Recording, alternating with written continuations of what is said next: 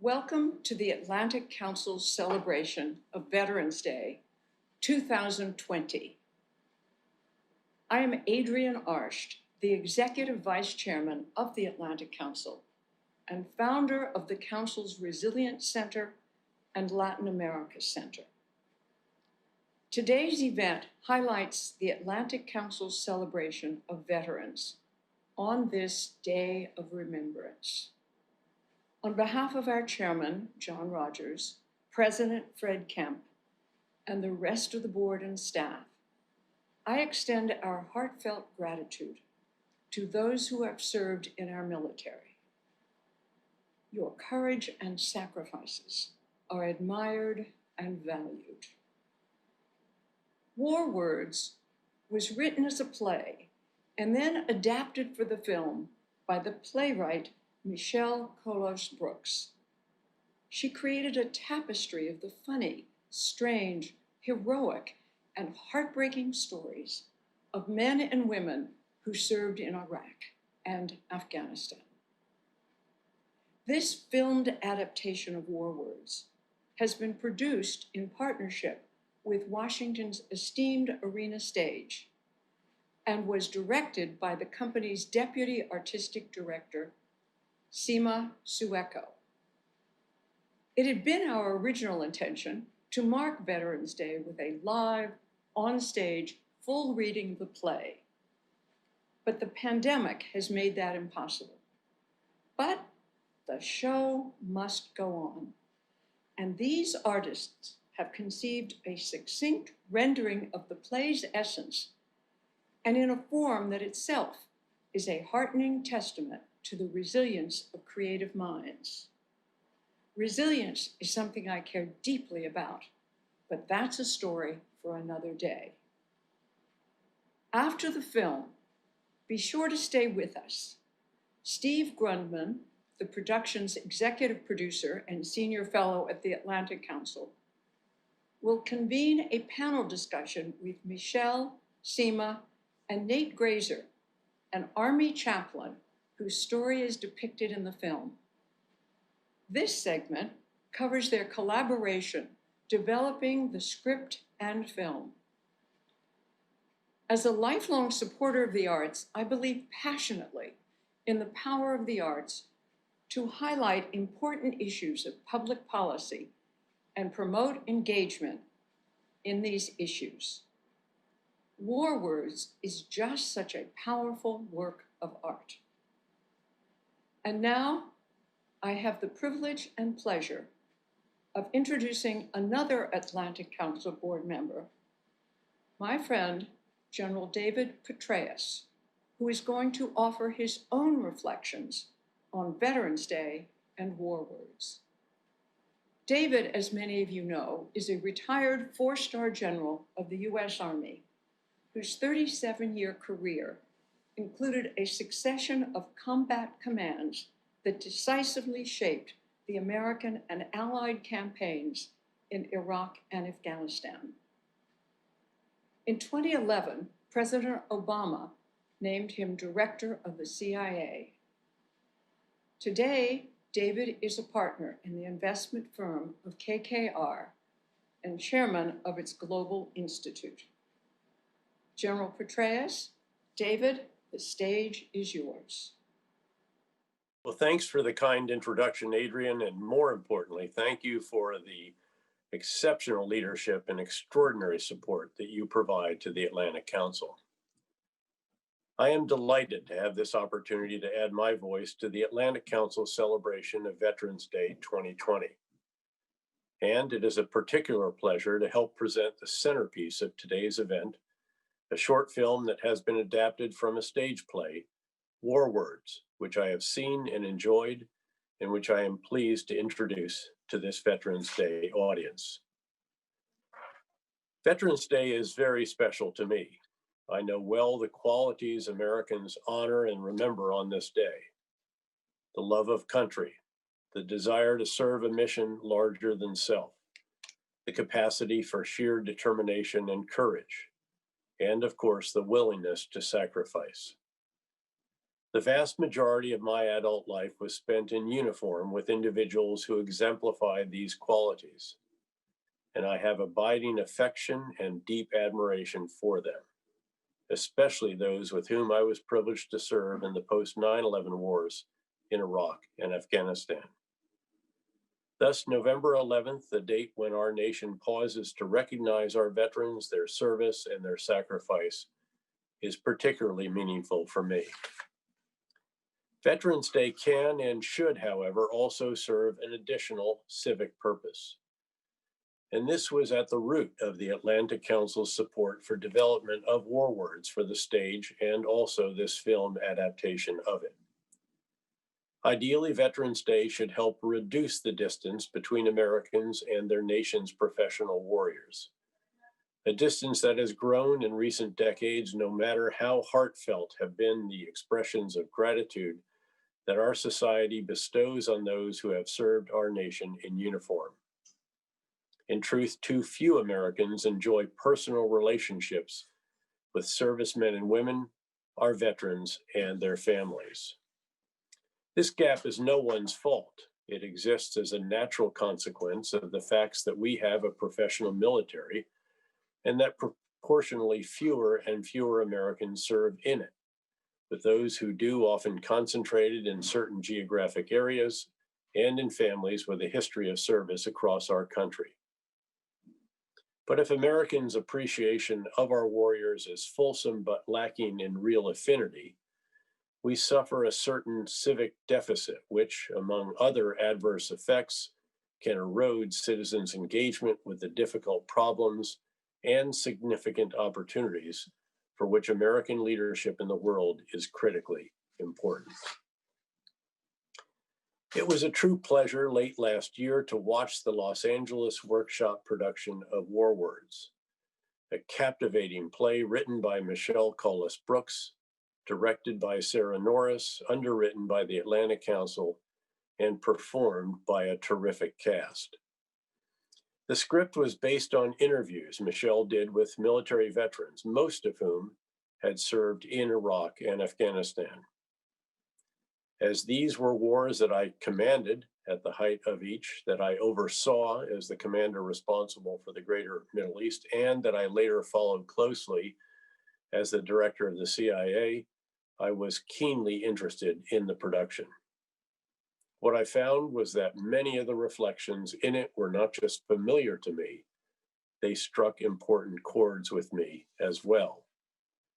In fact, War Words captures very powerfully the experiences of America's veterans, especially those who have served in uniform since 9/11. It vividly conveys the intensity of the relationships among those in the so-called brotherhood of the close fight, which has, of course, increasingly included women as well as men. It also captures superbly the capriciousness of a battlefield that features indiscriminate improvised explosive devices and mines.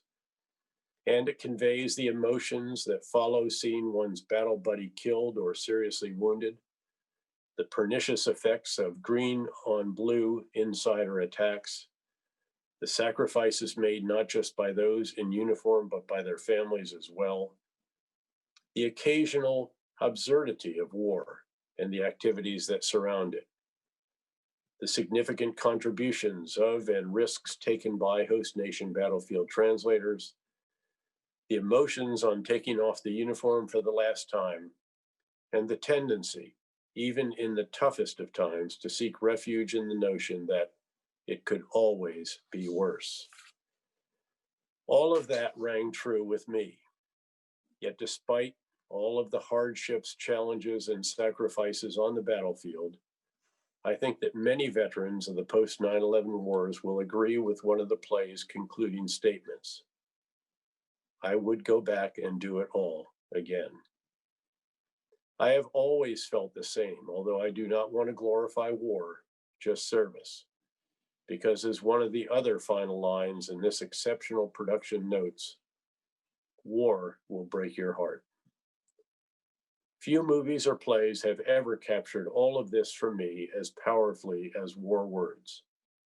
And I hope that you find it as compelling as I have and agree with the reasoning behind the Atlantic Council's decision to support this important production.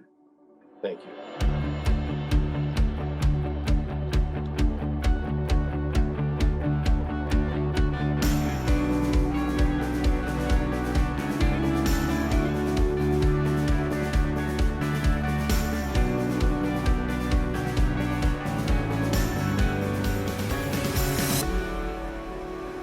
We all know the slogans.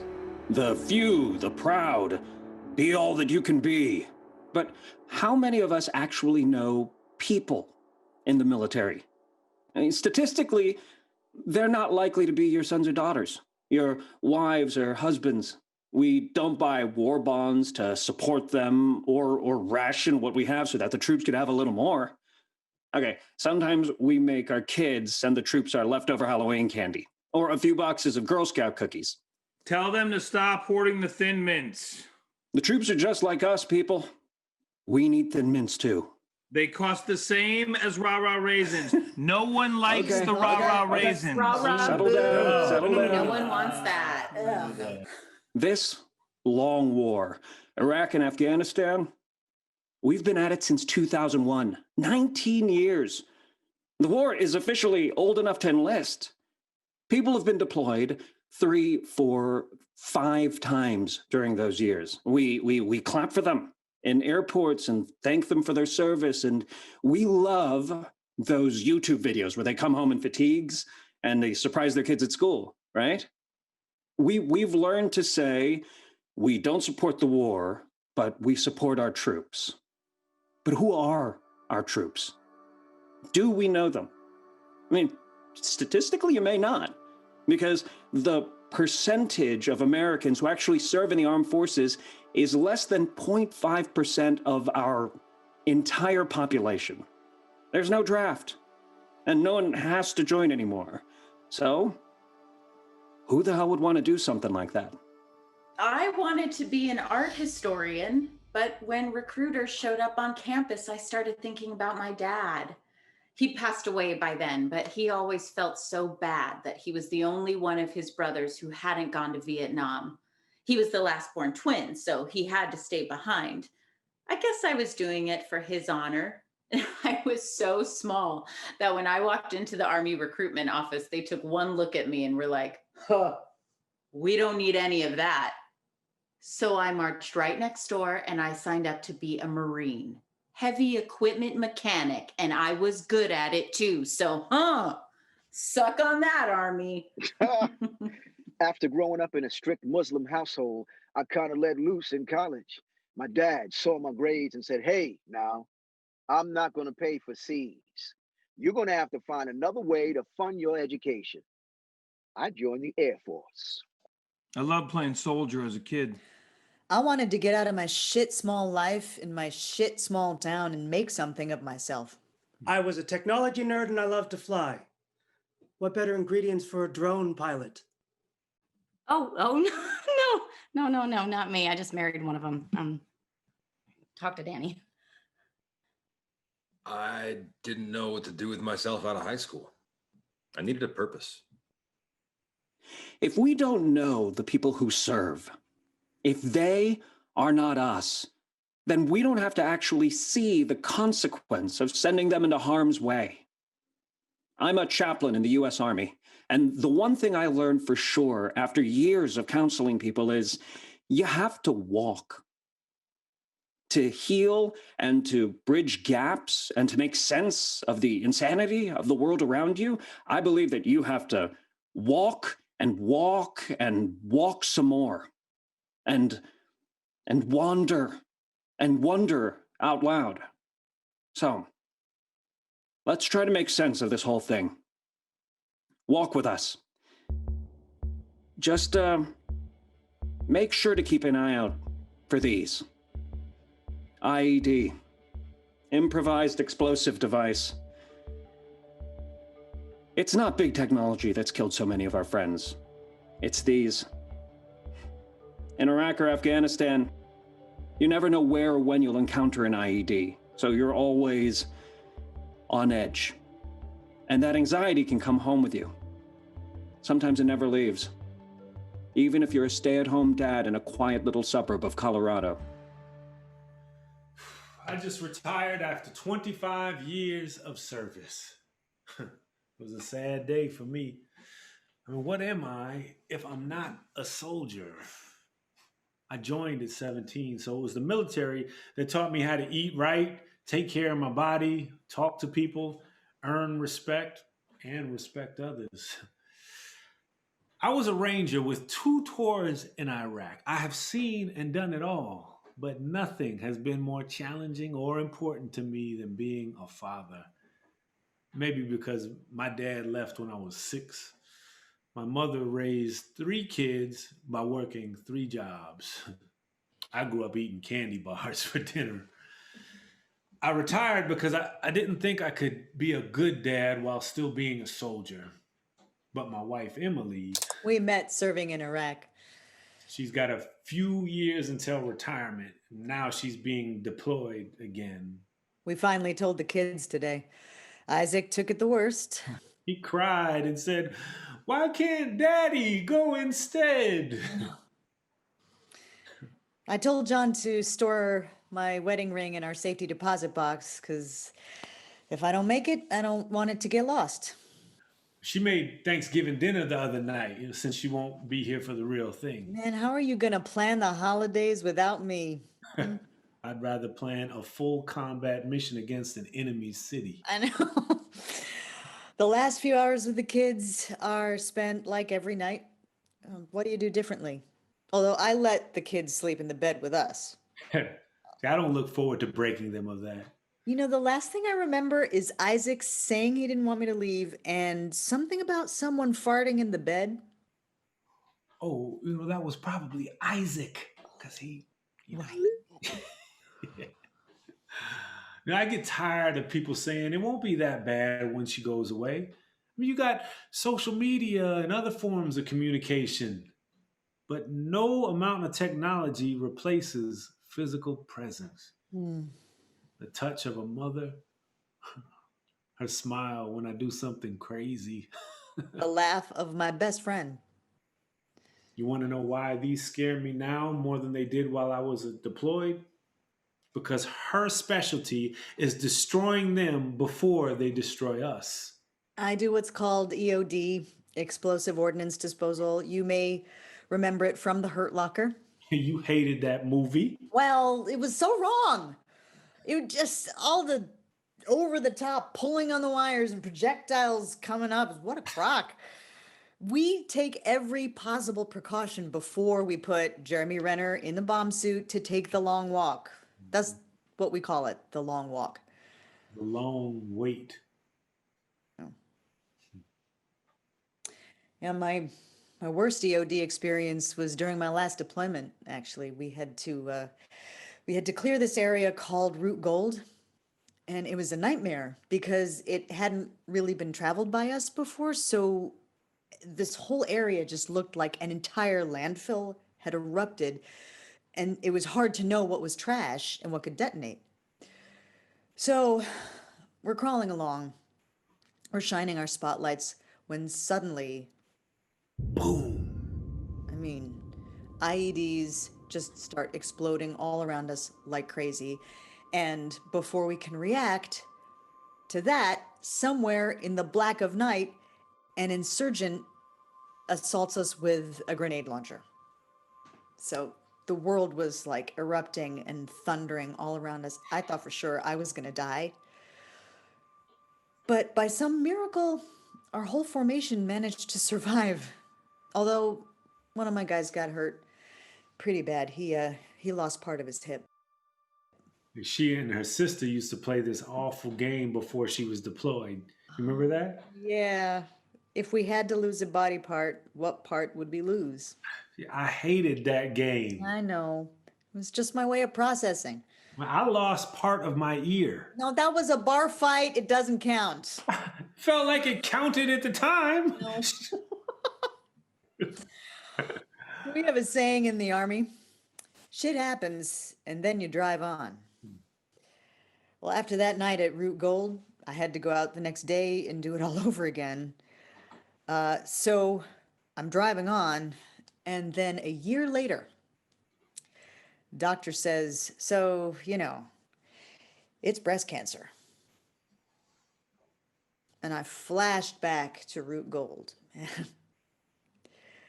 In the end, though, I felt lucky that the cancer chose a body part I could lose. I had nursed my 3 kids already. I didn't need these anymore. Yeah, at least it wasn't your lungs. Mm-hmm. At least it wasn't your brain. Mm-hmm. Shit happens, and then you drive on. Could have been worse. Oh, when I was in Iraq, me and the other girl in my unit used to play another game. It could always be worse. Like, it could always be worse. The AC could be down because Iraq without AC is torture. Or it could always be worse. We could be under fire. It could be worse. They could be serving whatever horrible meal is in the mess hall right now. I mean, you could have needed chemo.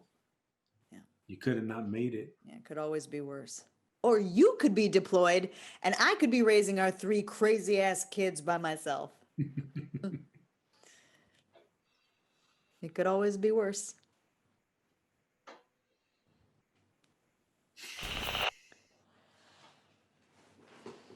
What am I going to feed the kids for dinner?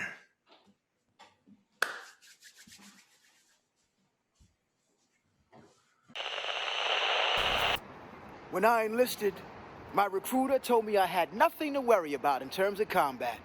Then the first Gulf War started and I got sent to Saudi Arabia. And I did not want to go because it was like, I didn't join up to go to war. You know what I mean? Then what's funny is, I kind of went into the military to rebel against my family and Islam, but spending time in Saudi Arabia and later Iraq changed all that. My name and my religion gave me credibility with Iraqi senior officials. They had an instant comfort with me that the others in my unit couldn't get right off the bat. Plus, I spoke Arabic because my parents dragged me to Muslim school when I was a kid. I didn't much like it at the time, but I was sure grateful for it later. That's why I'm such a big believer in diversity. My background created an inherent trust with the locals, and that improved our ability to get our mission done. Now that I'm a colonel, I try to set an example for the younger troops by going to my religious services on Fridays, because if you can't bring your whole self to work, you're not going to be as high of a performer, right? It's my responsibility because of my rank to create that kind of environment for everyone, whether they're Muslim or Buddhist or Jewish, whatever the situation is. If you have to hide your religion or the person you love or who you really are, well, you can't bring your whole self to work. And if the troops in my command don't feel respected for their whole selves, well, that's going to affect them on the battlefield. And that will impact our ability to win. Some guy in my civilian job asked me if being a Green Beret was like Call of Duty. I knew that he was kidding, but I could not have been more angry. Anger at the fact that I had been overseas for years. I had put my life on the line for years, only to have people think that my experience was the equivalent of a video game, where it's fun to blow shit up, and if you get shot, you can just reboot and start all over again. If that were true, you can be damn sure my buddy Tim would be alive. Tim didn't just die. He was shot in the back. It's called green on blue violence. That's when a guy you work with from, say, the Afghan National Army, a guy that you have worked side by side with for days or weeks or months, suddenly hauls off and shoots you. See, the Taliban doesn't like that the Afghan guy is working with the Americans. So they give him a choice. Either he murders you or the Taliban murders his entire family. Let me ask you something. What is the biggest decision that you had to make today?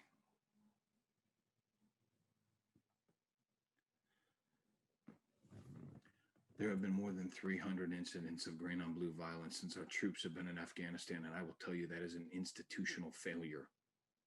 Because there's no policy that would have allowed this Afghan guy's family to come on base and be protected. So when the Taliban gave this guy a choice, he had no choice. And the fact that it has happened over 300 times indicates to me that we just don't give a shit.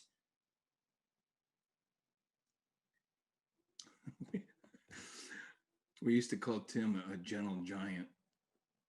He was this huge guy, John Cena type. He was the type of guy that would carry loads of equipment and you if necessary.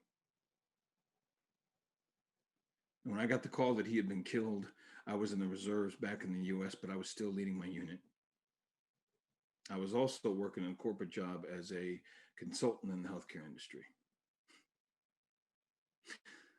If you think war sucks, try putting on a suit and being a consultant in the healthcare industry.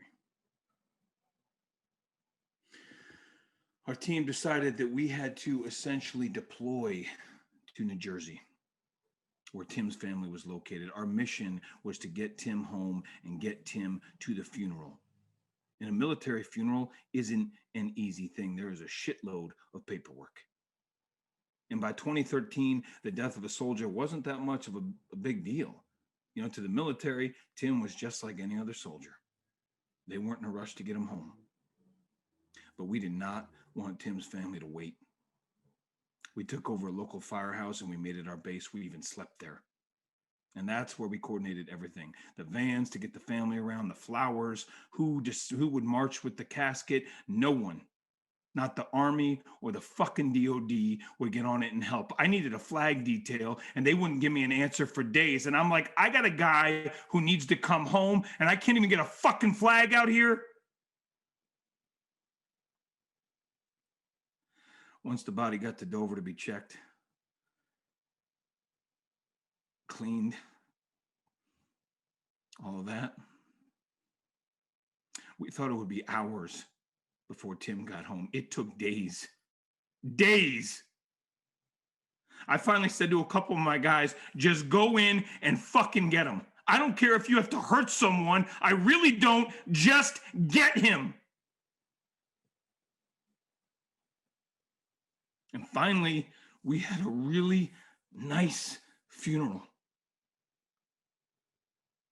But for me, I considered myself to be deployed at that point. I may have been in New Jersey, but I was leading an operation. I did not have time to grieve. I hadn't even spoken to Tim's mother yet. And when I finally did, I had a real challenge. I didn't know how to tell her that it was okay. I couldn't because it was a lie. The only thing that I could say to her was that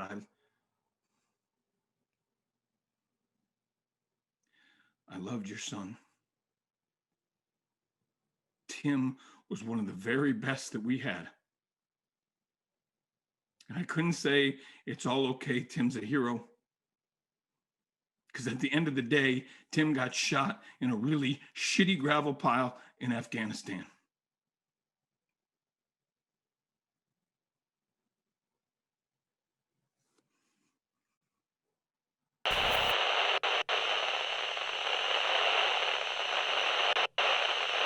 My job was to provide support with the Afghan women who weren't allowed to talk to our men. Now, I was in great shape back then, but the work was still physically challenging. One night, we're in this valley and we have to cross a stream. Now, it's too wide to jump across, so we just have to march straight through. Now, most of the dudes, the water is knee, thigh, hip high at most. But for me, I was up to my neck in it. Literally, I'm like, well, this is my life. So I trudged through, holding out my weapon. And when I came out the other side, I was completely soaking wet. Oh, did I mention? It was 10 degrees outside. So my clothes literally froze on me as we were walking, as if keeping up with the stride of these giant guys wasn't hard enough as it was. So finally, we get to the house we're supposed to check out.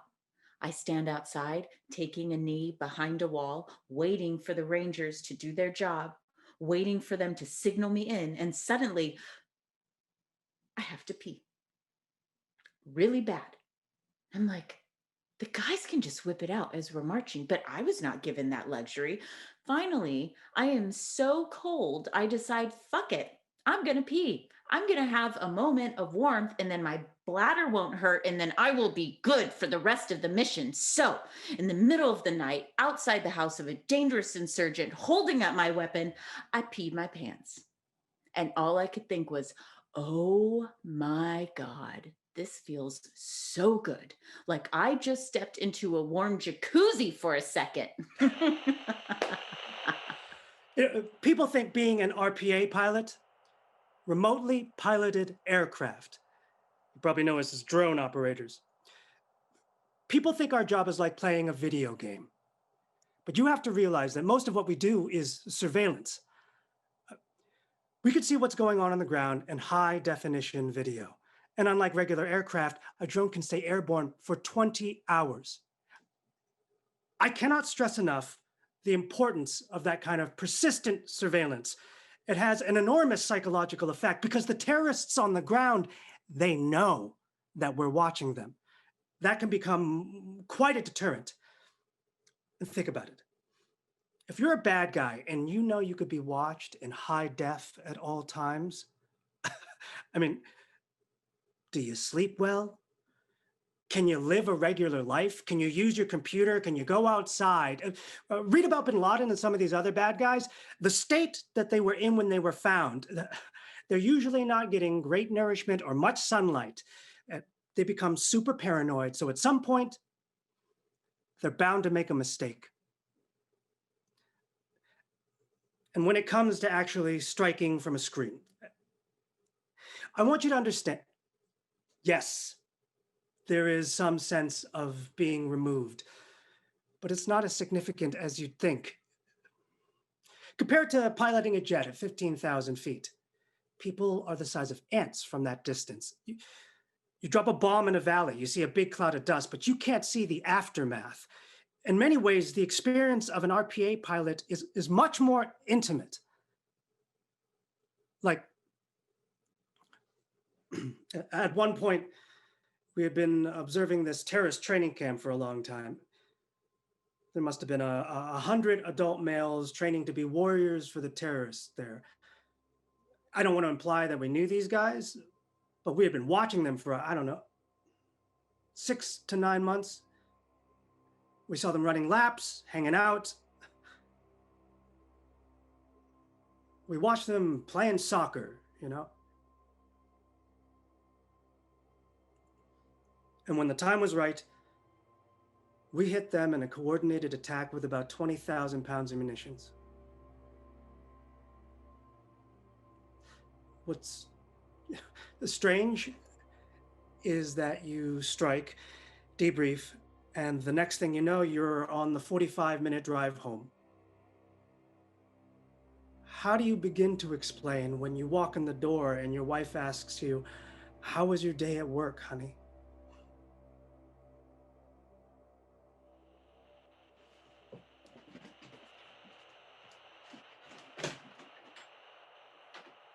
There are questions that are hard to ask if you're in uniform. Like, how could people hate each other so much? Or, how could people do that? How could I do that?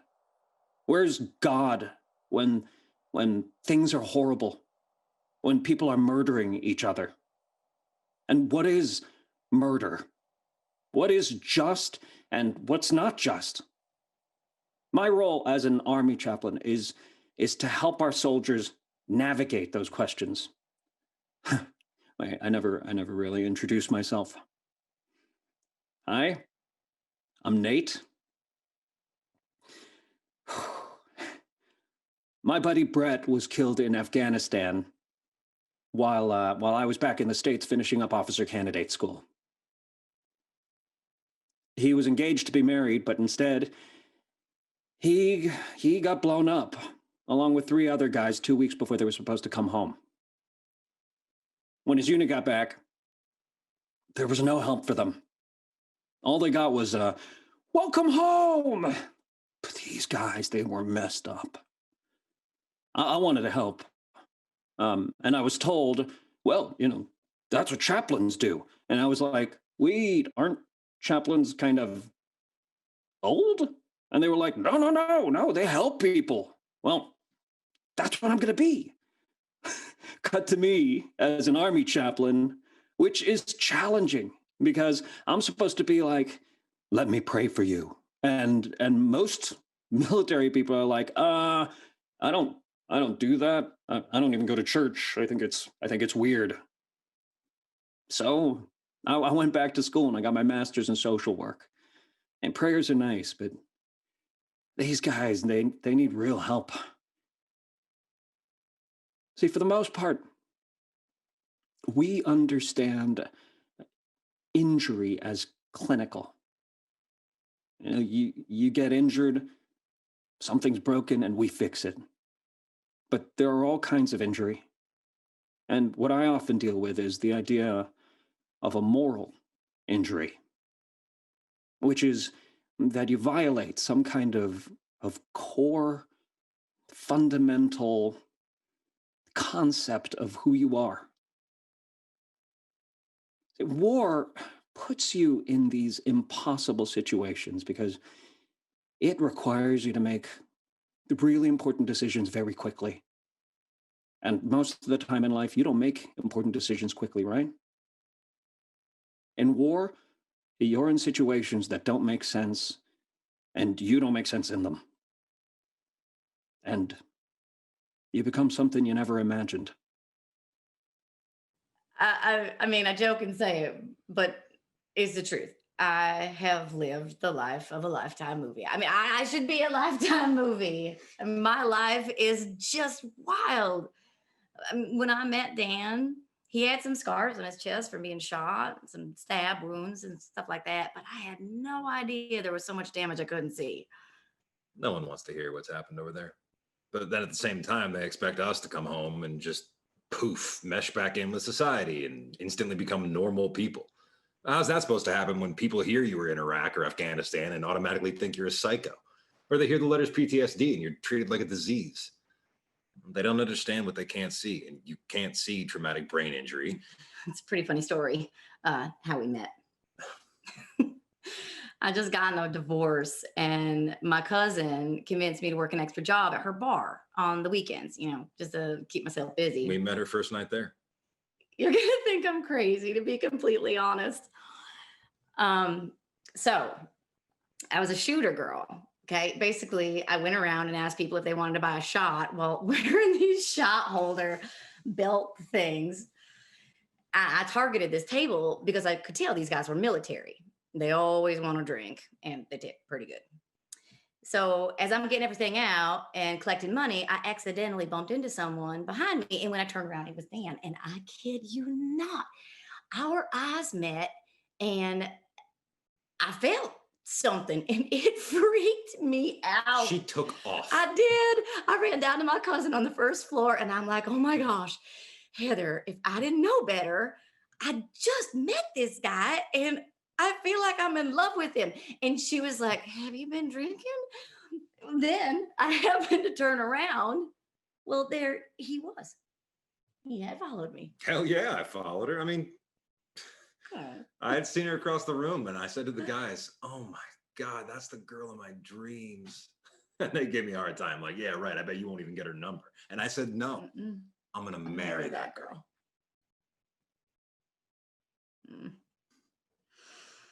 15 years and 3 kids later, here we are. There's the twins, both boys, they're 6, and my daughter's 13. And then there's my 2 from my first marriage, but they're in their early 20s, so they don't really have to deal with all this stuff anymore. I broke my neck in 2001, but I didn't come home until 2002. I had no idea his neck had been broken. I mean, it still is. It never healed correctly. He's been walking around in pain, but he didn't tell me for the longest time. Of course, now I can look back and different things make sense. I didn't want her to know. I mean, when he came home, I mean, literally at the airport, I could tell that something was not right. It's like his soul was different. You know, he started having these outbursts that he'd never had before. I mean, this tender-hearted, great guy basically turned into a bully. I mean, he threatened to kill me many times. And no one would be able to find me or prove that he did it because he would feed me to the turtles.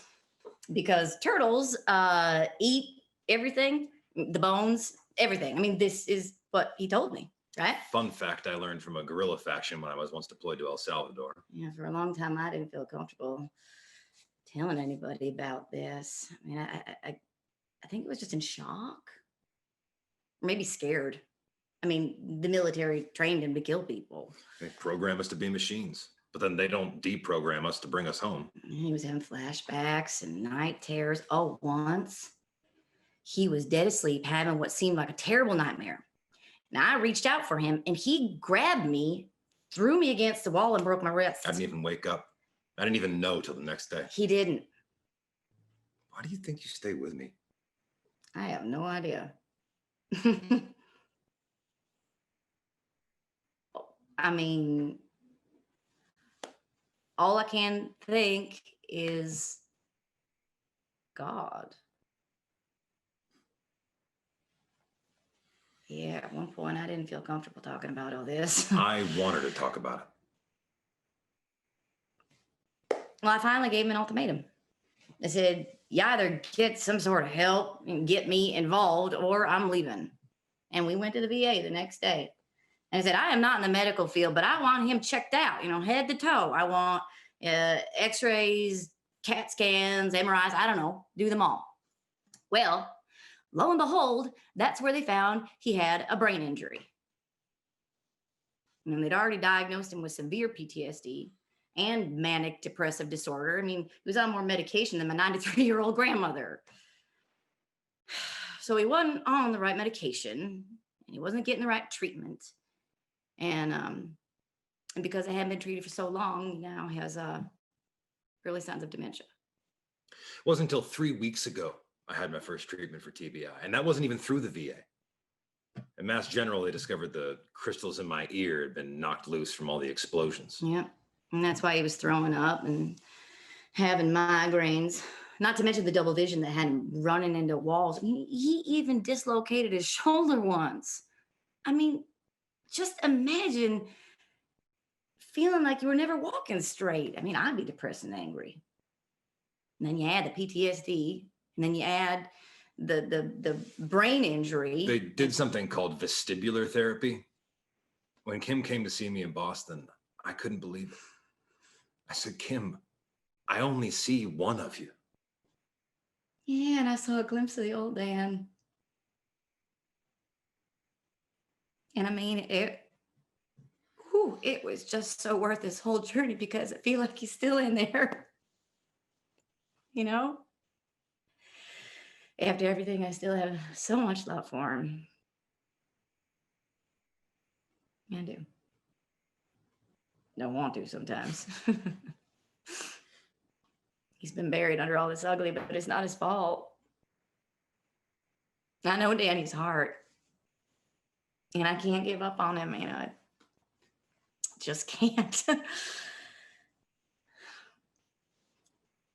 thing is, it isn't just the physical injuries. The things I saw, they don't leave you alone. Sometimes I look at my kids and I think about this boy. It's one little boy. I used to see him every day. He came by our fob and he would, talk to us. We'd play with him. I gave him candy, food, all sorts of things. His name is Use. It's like, yes, but it's Use. And he, one day he starts walking toward the compound. For some reason, I was up at the gate and I could see part of his shirt was bulged up. And I yelled at him, no, back up, back up, back up. And I could tell the look on his face. They packed him full of explosives because they knew he could make it onto the compound. They did things like that. And I'm like, no, no. And this little kid, the look on his face, and I kept screaming for him to stop until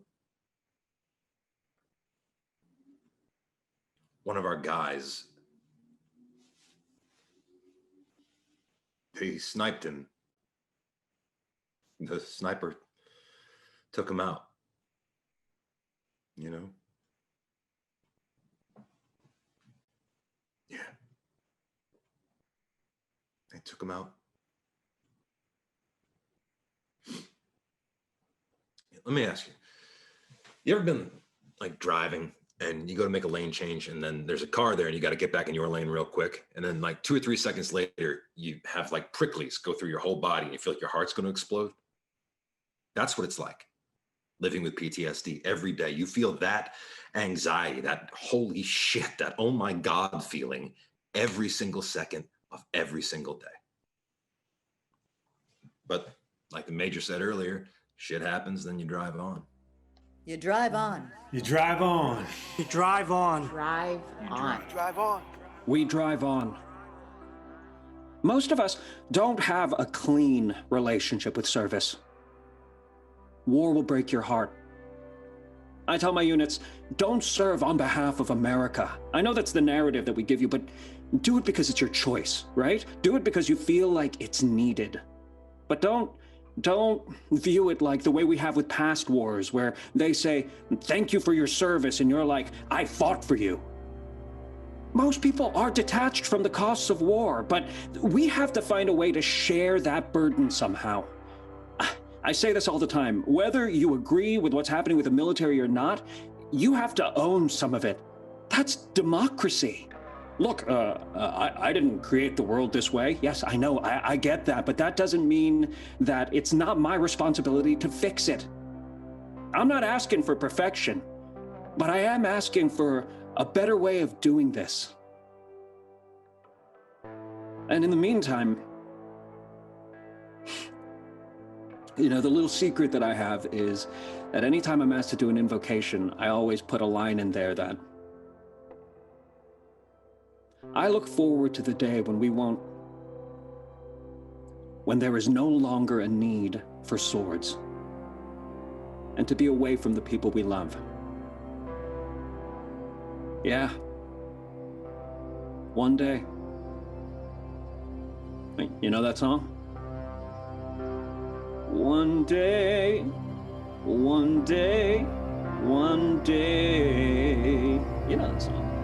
One day, one day, one day. One day, one day, one day. Come on. One day, one day, one day.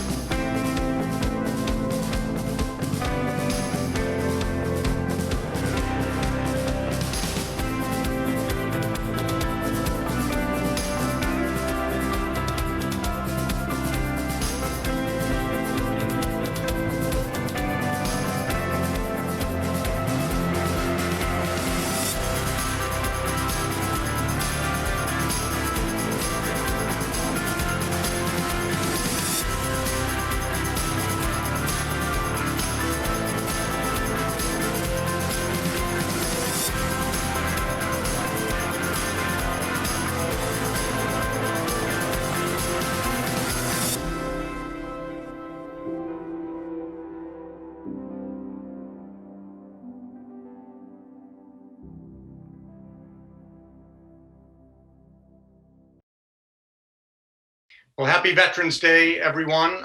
Thank you again very much for joining the Atlanta Council for its celebration of Veterans Day 2020. The film we've just seen and its introduction by Adrian Arsht and General David Petraeus just could not have been better. I, on behalf of the Atlanta Council, am terrifically proud of the work. It certainly succeeds right on the mission that we at the Atlanta Council had for it. But that's not all. We're now going to have a panel discussion that I've been looking forward to, frankly, as much as being able to see the film with the playwright, Michelle Colas-Brooks, with the film's director, Seema Sueko, and with Nate Grazer. Nate is the real life Nate from who's depicted in the film, the Army chaplain, who's depicted in the film. And very pleased to have all three of you here at the Atlanta Council, virtually anyway, to have a further discussion about this work and about the mission of the work. As the three of you know, I'll tell the audience, we want to spend about 40 minutes here just to put a capstone on what you've seen with a discussion that reveals to you, gives all of you some context for how this work came together. Each of Michelle and Seema and Nate have a story to tell about that. Talk a little about the film itself and the choices that the artists made about it and the impact that Nate can testify to us that it has, at least on him and maybe by extension other veterans. And then a conversation, as importantly, about where this work goes. How can from the Atlanta Council's point of view, the mission of this work keep going next year, and from the artistic point of view, what are the vectors off of which this work will extend into greater things for each of you individually and all of us collectively into the future. So those three topics, we'll talk about those over the next 40 minutes. And then we will draw this Atlanta Council celebration of Veterans Day 2020 to a close. Part of the Atlanta Council where I work, and which is principally responsible for the creation of this film, Veterans Day 2020, is the Scowcroft Center for Strategy and Security. The director of the Scowcroft Center is Barry Pavel, and he, among the things that, the techniques or the innovations that Barry is insisting upon to try to prosecute the mission of the Scowcroft Center is the use of arts and creativity, the conjunction of arts and creativity with more traditional, stuffy, at least by their outside reputation, experts and professionals in national security, to see if we can't uncrack some of the perennial problems of national security and to coin a phrase, to think different about these problems. Artists, I have found, have helped us do that. And that brings me to the starting point of, from my point of view, how this project got going. In the course of that work, I got to know Michelle Colas-Brooks. And to cut a story that I shouldn't make long short, she and I were having lunch one day out in Los Angeles when she started to tell me about a project that she was toying with, or at least thinking about creating. And I'm going to ask Michelle to explain that moment to us, and maybe come back later in this conversation to explain how this more directly relates to an Atlanta Council mission that I happen to have in my pocket and couldn't figure out what to do with. So Michelle, pick it up from lunch at the Superba on Lincoln Avenue in Venice, California. Yes, so we talked about theater a little bit, and you know, what happened was that I had absolutely no connection to the military at all.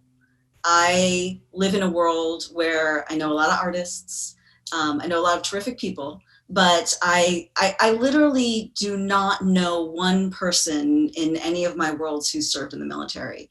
And my husband, who has a great interest in the military, would talk to some people. The novelist Max Brooks, it must be said. Okay, yes, him.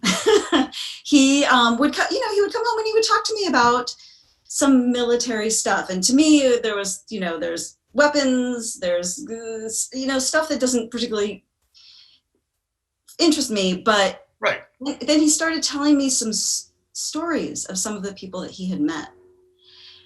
And every one of them was surprising to me.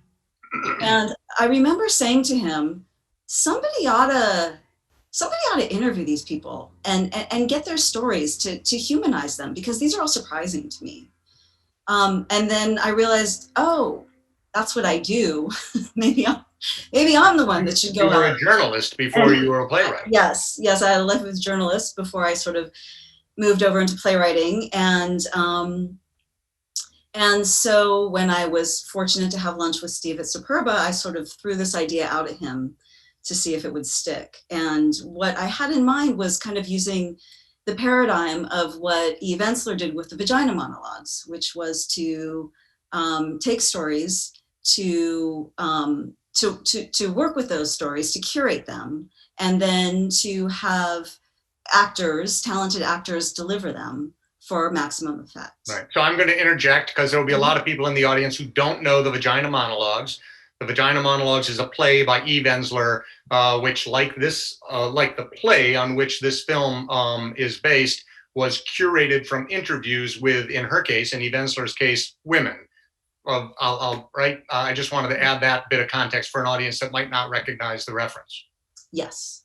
And talking very much about women who had been in violent situations, among other things. Right. So anyway, Steve said, I think this is a good idea. I think it's something that you should think about. And right. So I just started making phone calls to anybody I knew who knew anybody in the military. Then I started work, and it was by far the most gratifying work I've ever done. And I really didn't know if anybody was going to talk to me, because I don't know anything about the military. But I found when I went in and said, hey, I don't know anything about the military. You have a lot of acronyms. You have a lot of stuff that I don't understand. But I think if you can translate your stories and your feelings about the military, if you can tell them to me, who doesn't know them and who doesn't understand anything about the military, then maybe I can be your translator and tell your stories to people like me who've never had any association with anybody in the military. Because we're all, which I've understood on some level, but I didn't really understand until I started talking to people, is that we're all responsible for the people that go out and fight for us, right? Yeah, yeah. And so if you don't know them, if I don't know them, it's harder for me to care about them. And so by extension, although it wasn't really your aim, but by extension, you don't care about what America's doing in the world more generally, beyond its use of the military. Is the way you came to meet and interview Nate illustrative of the way you did most of these interviews? Yeah, I mean, it was just tossing it out there. Somebody else that I interviewed knew Nate and said, you really ought to talk to Nate. Nate's a good guy to talk to. And I just called him cold like anyone else, and we started talking, and we have not stopped talking, I think, for a couple of years now. What was that, you must remember that moment, or the succession of moments, Nate? What were your expectations of this Venice, California-based playwright giving you a call to tell stories? Yeah,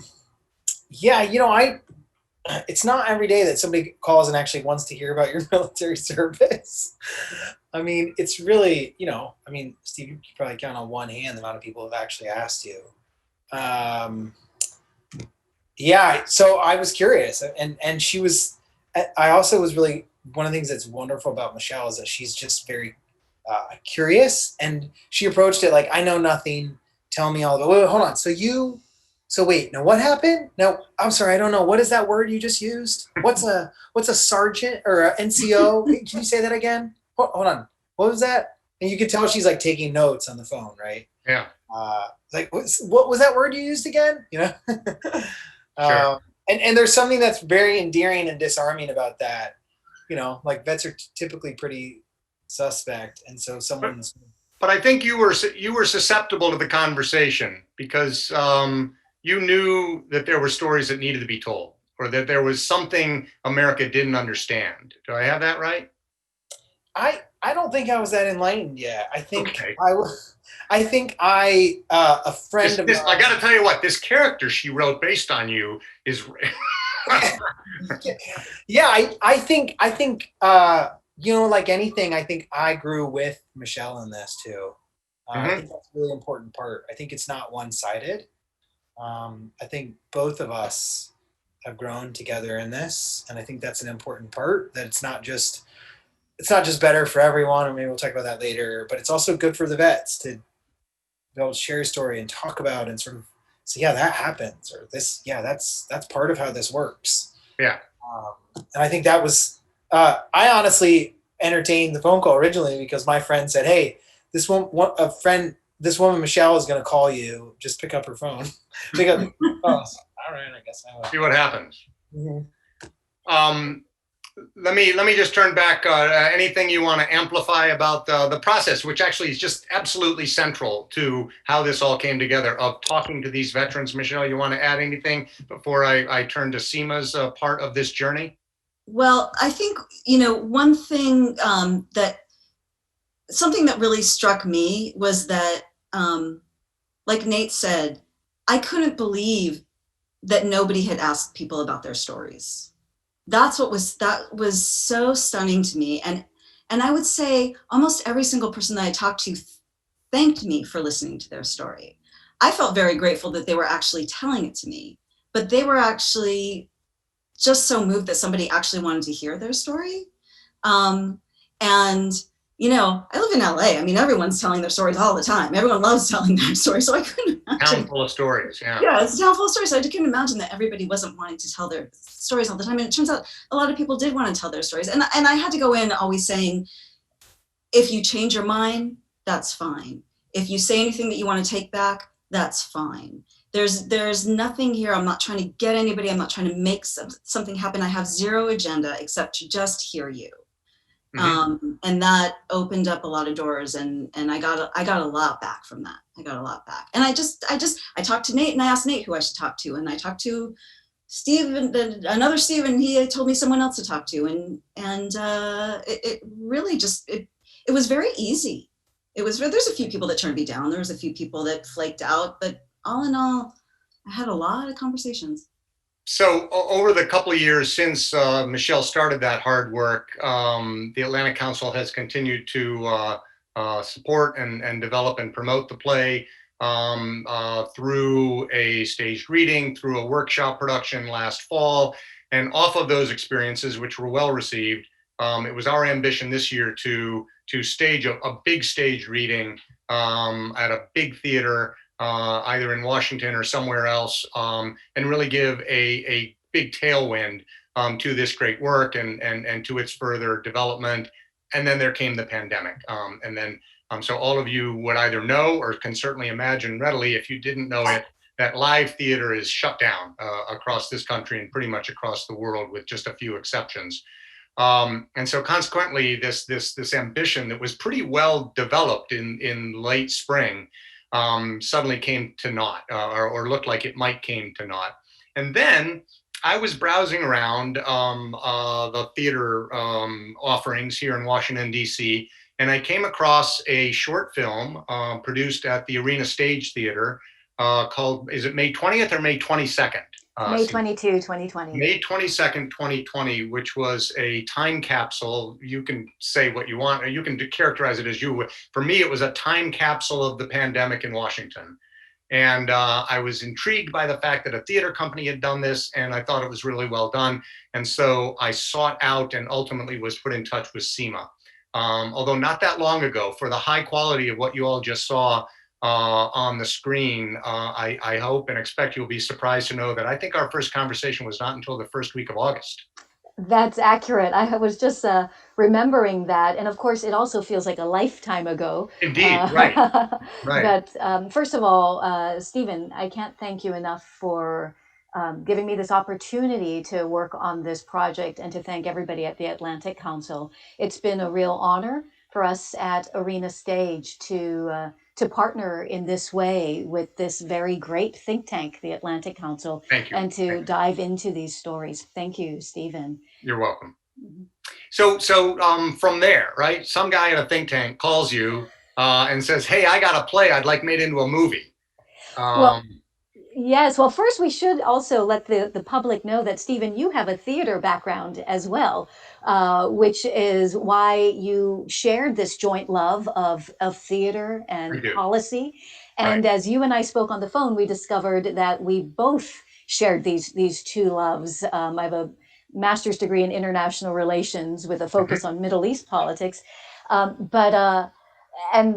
think I may have shared with you that the very first professional play I ever did was A Piece of My Heart by Shirley Laurel, which was about the women who served in the Vietnam War, also drawn from interviews. And it made such a profound impact on my life as an artist, because the little theater where I did it, which was outside of Chicago called Circle Theater, that director connected with the veteran community there. And there was one particular veteran I remember, he was called Short Round.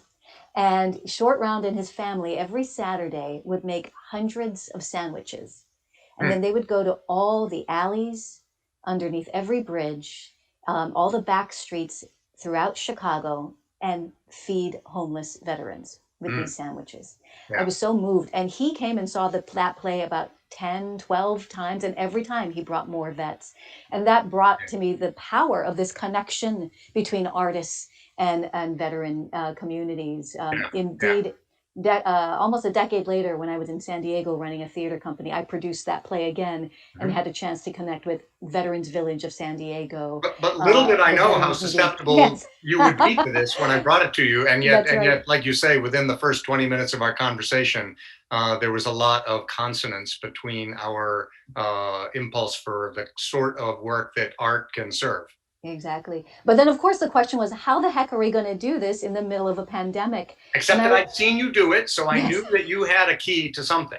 Right. You had seen the films we were making at Arena Stage. But that was all filmed in person and outdoors around the Washington, D.C. area. And along with that, as the union, SAG-AFTRA, was getting more and more savvy. The Actors Union, the Screen Actors Guild. To artists working in these conditions, the precautions and the safety needs, COVID tests that everybody needs to take, became interesting obstacles that we wondered whether we wanted to navigate.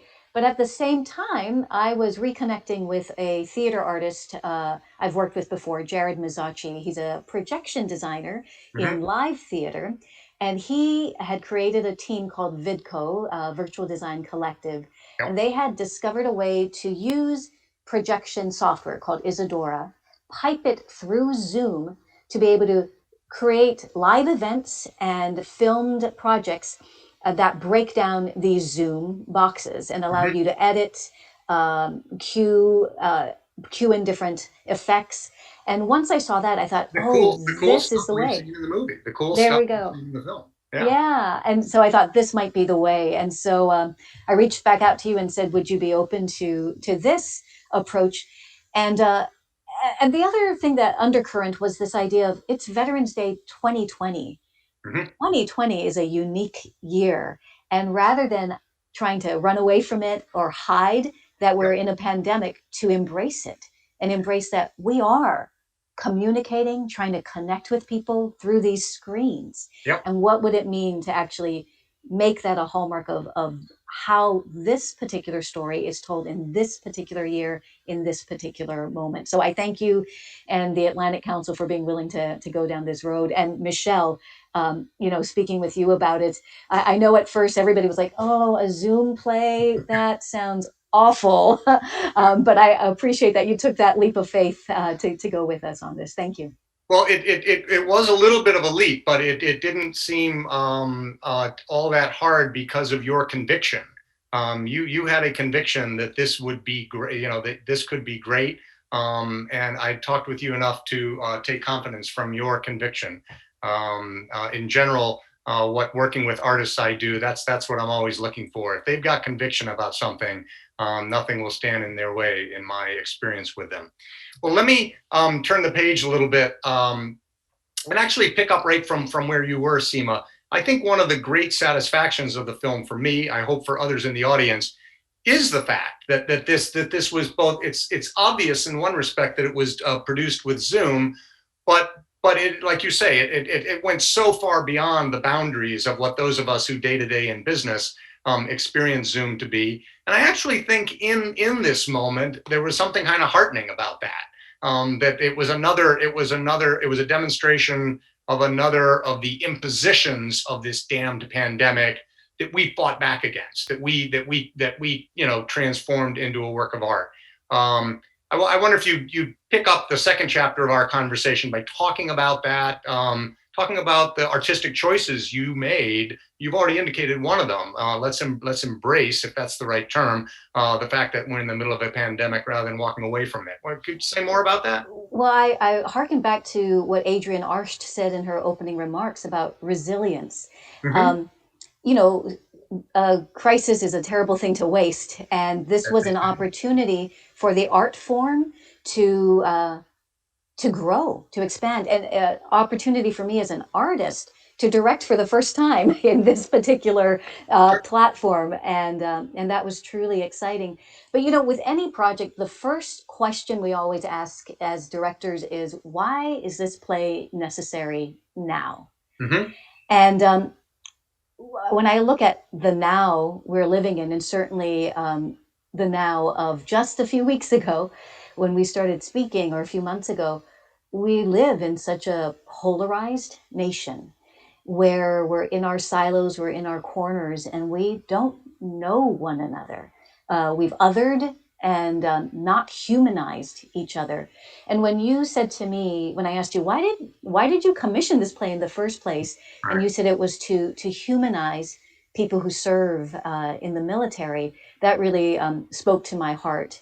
And I think that humanization goes both ways, that as an artist, I feel when I get to interact with veterans, that I also get to reveal myself and be humanized in the same way that they are humanizing themselves as they're telling us their stories. Yeah. So that became the action, the primary action to make the film was to humanize, in some ways to fight for humanity that each of these characters are doing in different ways. I say characters, but real life people who Michelle They deserve the interviewed. humanity they deserve to be Absolutely. recognized. Yeah. Sure. Yeah, this allows me to thread back in my piece of this narrative, and that is to say, there's a line, or at least a reference in General Petraeus's remarks about this deficit, this civic deficit, and the need ultimately to create affinity among ordinary Americans. And maybe that's a tall order, but I think that's what's called for. Well, one of the effective, to my ears and eyes, great choices that you made in the script was to have everyone introduce themselves by how and why did you get in the military? That was brilliant. In what, the span, Nate, I see you nodding, right? In the span of 30 seconds and 6 interjections, we were off and running with each of those characters just off of that introduction, as a for example. Would you agree, Nate, that just asking why'd you join the military goes a long way toward understanding who the folks are in the military? Or is that too simplistic? Yeah. I mean, I think it starts with something as simple as why'd you join, right? And then that, like one of the things that we talk about here is like just some curiosity towards a person's service. Because veterans are humans, right? They're people who have these complexities, and they join for a lot of reasons, and they serve for a lot of reasons, and they have a lot of different experiences. It's not just, polarizing, and it's more complicated than that. I think it's one of the things I really appreciate about the film, right? Is that it demonstrates this sort of complexity, right? It's very hard to say a veteran is after the thing. You're like, after the film, you go, veterans a lot of things, right? There's a lot there. Just like the rest of us. Yeah. Right. I can't just put them all in a box. They all have very different experiences depending on what they did. And, and now it makes me kind of curious. I should ask the people I know who served about their experience. Yeah. Allow me, Nate, actually to take you back to a moment. So last fall, I've alluded to the fact that we did a workshop production of the play on which the film is based. And Nate, you did us the favor of not just coming to see the play, but also staying afterward and doing what theatergoers call a talkbacks. Came up on stage with me and had a conversation like this, but especially took questions from the audience. And one of the questions, and I'm going to put you on the spot again to answer, was well, if I see a veteran or an active serving member in the airport, and I want to say something more interesting than "thank you for your service," how do I engage them? You remember that question? And what was your answer? I do, and I think the takeaway for that is an expression of curiosity, right? If you really want to know, just say, "Hey, where'd you serve? Where'd you serve? Who'd you serve with?" Just a little bit of a question mark can go a long way, and you'd be surprised, especially if you ask where somebody served or where they're serving. You know, they'll be like, "Oh, which place? Oh yeah, did you ever serve there? Do you know someone who served there?" Right? It's your identity, your unit, and your story, right? Because "where'd you serve" is the start of a story. And so you can elicit a story that way. I don't know, Michelle, if we can circle back to you, is that you probably didn't have that thought in your parlance, "where you serve," because as you've already admitted, you were working from an easier starting point. Like, well, my starting point was, why did you serve? I mean, that was my question, because I really couldn't imagine any circumstances under which I would sign up to do that. And so, and what surprised me was that every single story was different. Every story was different. And from both a journalist's point of view, you weren't a working journalist at the time, but certainly from a storyteller's point of view, they were great stories, right? You struggled. We've talked about the worst part of your job, which is the cutting that's necessary, right? Yes, and sometimes, I mean, I think that's where my original idea about curating stories, where I got to really indulge in that, was to, you know, sometimes when you have 2 hours worth of material, there isn't like necessarily a cohesive story that's being told from top to bottom. But when when you go over it and over it, you start to make these connections, and you realize how many people speak in connections, even if they're not doing it deliberately. So, and it was through studying their stories and then studying stories in relation to each other that I could also start finding the connections between the stories. Right. And then as we learned in the workshop, the placement and arrangement of them becomes very, very important to the way it comes off. Well, Nate, I'll give you the last word on this portion of our conversation. Does the play work?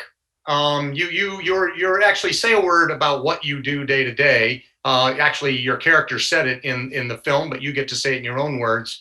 If those weren't your own words, what do you do, and how does this film speak to that day-to-day work and journey that you're on? Yeah, you know, what's interesting about this work, I have a little bit of an angel thing going on here. That's right. That just adds to the whole effect. I know. I'm a chaplain. So I am a chaplain in the. Yeah, let's remind people you're the character Nate from the film, who is the Army chaplain. That's right. So I the narrator, or the sort of who walks people through. And my role as a chaplain really functionally is to help people make sense of some of the mess that military life can bring on you. And so I sit with people all the time and try to help them put together pieces of their life, maybe take them apart. And so, you know, one of the things I really appreciate about this film and the play itself is that it leaves complexity where it is. And I think it's very difficult to do that, especially in a world where we like everything to be, you know, black and white, red, blue. It's very, right? But what I love about it is that it complicates things, because people's military service is complicated, and sometimes your best moment's next to your worst moment, and sometimes, you know, I think Michelle tracked on those things really well, and a lot of the conversations that we had, it tells it honestly, right? People have really wonderful stories and really difficult stories, and their stories of homecoming are often mixed, right? Filled with heartache and filled with blessing, and you know, you meet your child, but you lose your job, right? It's like the best moments. Or you survive Root Gold, but you get breast cancer. Right. That's right.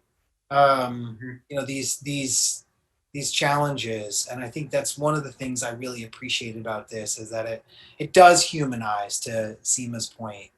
It does this deep work of humanizing and sort of making you see, like, oh, there are people like me who wear the uniform, right? Who've taken on this burden, an additional burden, complicating life in the name of. You know, I agree. If I may just build on that, I do think, Michelle, one of the great achievements of the script is to leave complexity in the audience's lap, but at the same time, create a satisfying experience is, I guess, the only way I would put it, right? That's some magic there that you've accomplished and in turn rendered very, very beautifully, Seema. But that's a special thing that I think Nate's got his finger on, right? These are not, you didn't, nothing terribly tidy about it, but in its whole, it's real and it speaks to, and this is what I want to turn to, it speaks to, it speaks to some civic work. I mean, that's my word, those are my words now.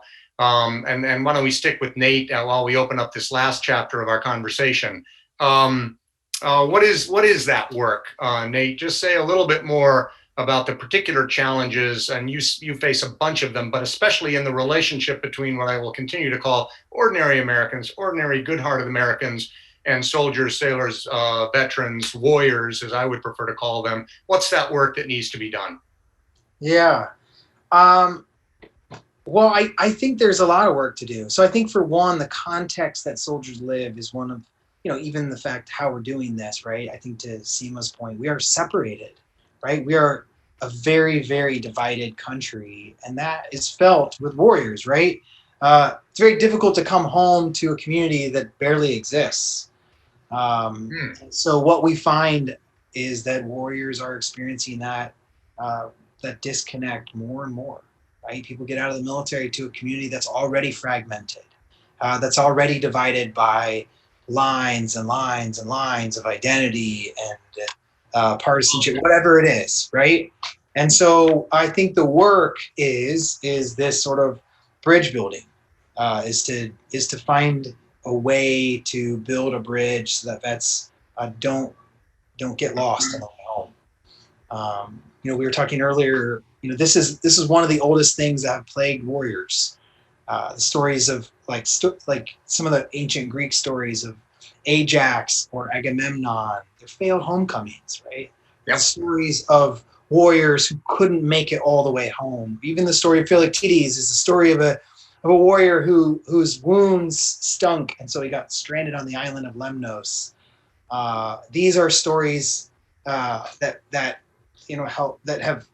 speak to the difficulty of making it home. And I think one of the things that we have to do now is find a way to help make those bridges. And I think what I see in this film is this journey that that a bridge has two sides, right? Yeah, two people who are translating and make a place where people can cross over and understand the other's perspective, maybe connect with them and their experience. And so that's what I see here. And I think we have to figure out more creative ways to do that.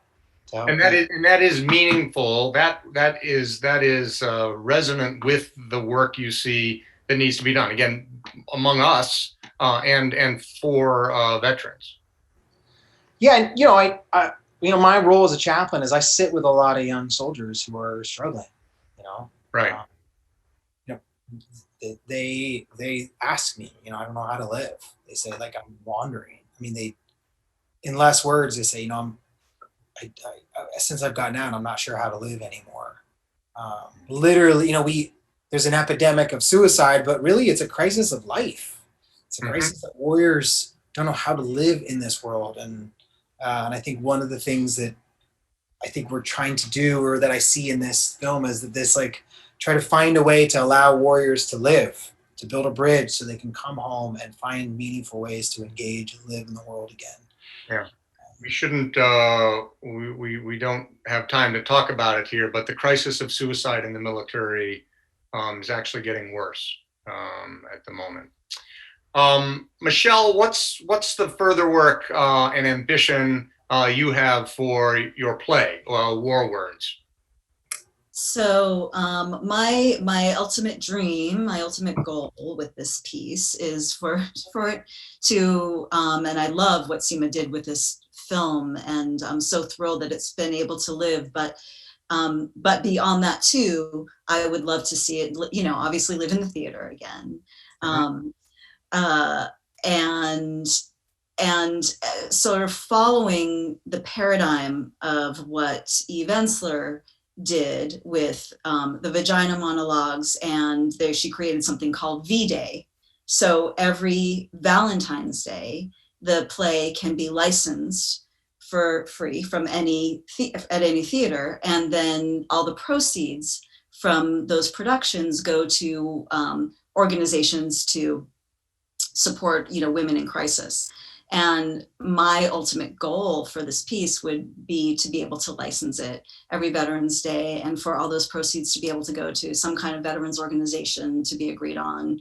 Maybe it's this, maybe it's about how helping vets transition into real life. They get trained to go into the military, but they don't necessarily get trained to come back in to day-to-day life here. Right. So that to me would be the ultimate goal of this piece. And because personally it's been so painful to me to have to cull these pieces and not tell the entire stories, I think I would eventually like to see some kind of supplementary platform, like maybe it's online, where the full stories can live, and where maybe other veterans can tell their stories, and they can at least live somewhere and people can see them and hear them, and we can notice their purpose. Yeah. So those are the big fantasies. Tell you and I have conspired about this before, and Barry Pavel has authorized me, if you will, to assure you and assure the audience the Atlantic Council is going to stick with this. The Atlantic Council is going to promote that tradition next year. But the more important thing for the audience to know is we're not trying to own that tradition. What we want is for that tradition to propagate and live in all sorts of places that we don't even know about or necessarily motivate. If you need some help picking up that tradition next Veterans Day and doing a stage greeting or more of the play War Words, let us know. But don't wait for us. If you are turned on by what we've done here and the larger civic purpose of it, put it on your calendar and do it. And Michelle commits to us that she'll give you a license to perform it for free. Can I add something to that, Stephen? I just want to something to that, and then pick up, please. I wanted to draw you out on a larger thesis that again, unawares, that you were working toward. Is something that I hope Arena Stage and the Atlantic Council will continue to cultivate next year. But start with the point you wanted to make, please. I wanted to emphasize for folks who just watched the film that you just saw, a 37-minute excerpt of the full play, and that there are other characters, other individuals in the full-length play that Michelle wrote.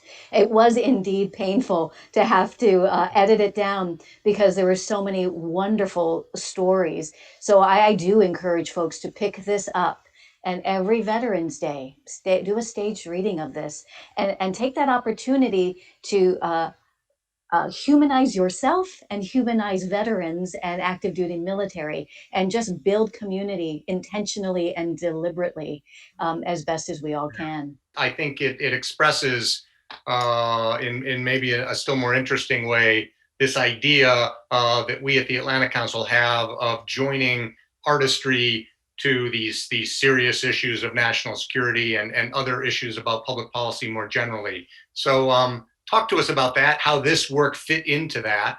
And then we will unfortunately have to draw our really great conversation to a close. Seema? Absolutely. Well, consensus organizing for theater is an artistic methodology that I created. I adapted it from the traditional form of consensus organizing, which is a type of community organizing used in community redevelopment and social work. But the idea is about mutual self-interest. So in this case, it's about a theater building a stake in various pockets of communities, and those communities building stake back in the theater by surfacing and organizing around mutual self-interest. As just an example here with this particular project, Arena Stage every year throws a military Thanksgiving. This is when we invite military families to come to the theater. They get a free meal, and then they see whatever musical we happen to be playing at that time. For those who don't know, Arena Stage is 4 blocks from Fort McNair in Southwest Washington. That's right. That's right. And we also have a program with Blue Star Families that offers discounted tickets to Blue Star families throughout the year. Of course, none of this we can do right now during the pandemic. And so, Stephen, when you reached out, it was quite serendipitous because we were wondering how do we serve that interest we have to be able to connect with and serve the veteran and military communities. And this became a way to do it in 2020 in this very extraordinary moment that we're all living in. Yeah. So there's lots of talk in business, in government, all around about partnership, about and it's almost lost content. This phrase. Well, this experience is a richly filled experience of partnership with great content to it, way beyond the words. It's been my tremendous pleasure getting to know you, Nate, working with you, Michelle, working with you, and the arena stage, Seema. And we will keep doing that in the year ahead, just in the ways that we have talked about here, and hopefully in some ways we haven't yet imagined. Hopefully we will get some responses from the audience who saw this, who have their own ideas for how to pick up the baton, take the impulse that this work and this conversation perhaps has generated in them, and themselves do something great to shorten that distance between veterans and ordinary Americans or any other ordinary person, so that progressively year over year we can have better and better Veterans Days. Thank you, the three of you. Thanks to all of you here in the audience. I hope this has made your Veterans Day special, as I assure you it has mine and the rest of us here at the Atlanta Council. Farewell. Have a great night. Thank you. Thank you.